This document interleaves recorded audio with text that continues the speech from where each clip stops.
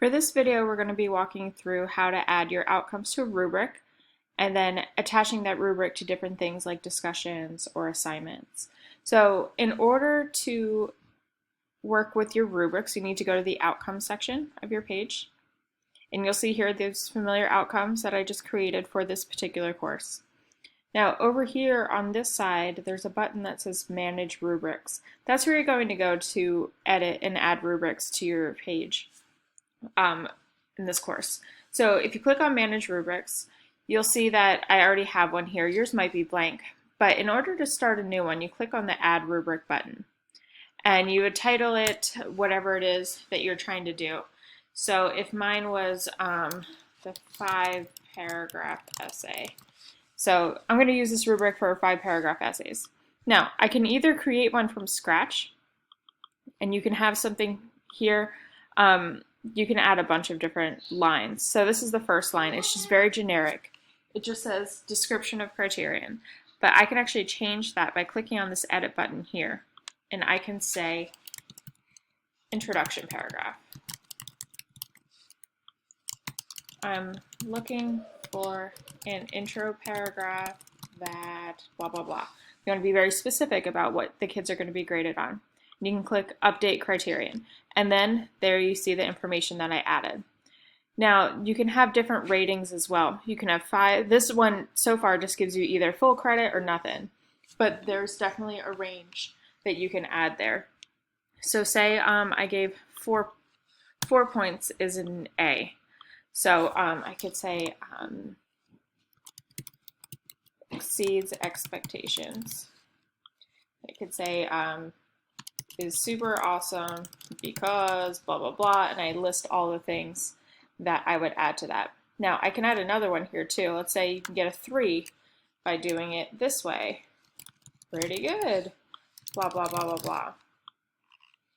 And then for 2 points, it could be meh.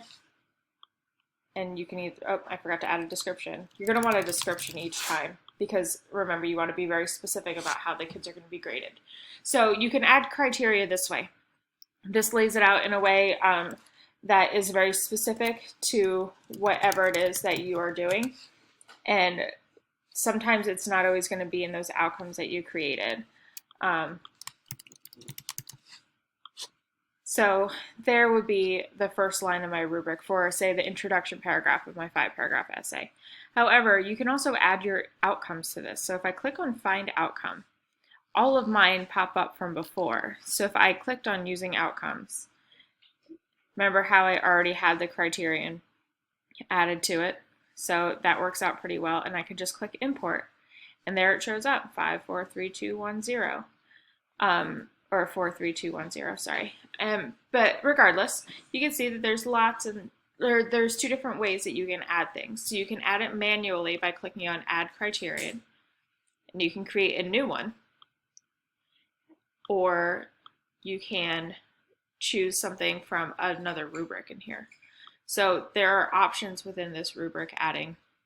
And when I'm finished, I just click on Create Rubric. And there it is. That's my rubric. That's what the kids would see. It's going to format differently depending on how you add things to it. But I like this feature because you're able to create something manually, or you're just able to plug in the outcomes that you've already created. So it works both ways. All right, let's take a look at how to add it to our assignments. Okay, we're in the assignments area of our course. You can see that I have a few things in here for this class. So say I wanted to add the rubric that I just created to this assignment using Canvas Commons. Obviously, it's not at all related. This is just for example purposes. You can see that I've already created the assignment. It's good to go.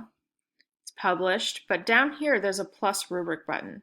I can click on plus rubric, and I can create one here, just like I did in the Manage Rubrics area of outcomes. So I can create one in here, or I can click on this Find a Rubric, and I can include one. Well, there's a lot of rubrics added to a lot of classes that I belong to. But say I can go into my GVMS Canvas 201 and put in that 5-paragraph essay that I just took a look at. And I can use this rubric, and then it attaches to it. So that's how you can attach a rubric. Now, I can also delete it, and I can create my own from scratch here instead. You have a few options to toggle here. So I can use it to grade the assignment. I can say don't post the results to my gradebook. Also that I can remove points from it.